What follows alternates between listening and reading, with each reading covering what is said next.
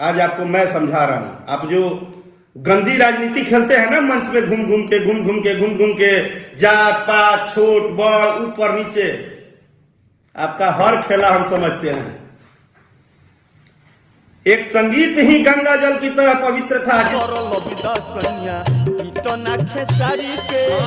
जिसको आप जैसे लंगैया लोगों ने आके जात पात 3 13 बड़ा छोटा सिर्फ अपना अपना व्यूअर्स लाइक बढ़ाने के चक्कर में आपने बर्बाद कर दिया जिस भाषा का रोटी खाते हो। आप किसी दिन जब गवैया बनकर प्रस्तुत होइएगा ना तो मुझे बहुत खुशी होगी। जैसे आप चिल्लाते हैं लंगैया जी, वैसे 2-3 और लंगैया तैयार कर दिए हैं आप। हारमोनियम बजाने पे कम, रियाज करने पे कम, संगीत सीखने पे कम, भोजपुरी का मान सम्मान बढ़ाने पे कम, और भोजपुरी में गरियाने का प्रकरण आप लोग ज्यादा चालू कर दिए हैं। दादा बने हुए हैं सबका, मैंने ये गा दिया, मैंने वो गा दिया, क्या गा दे लो।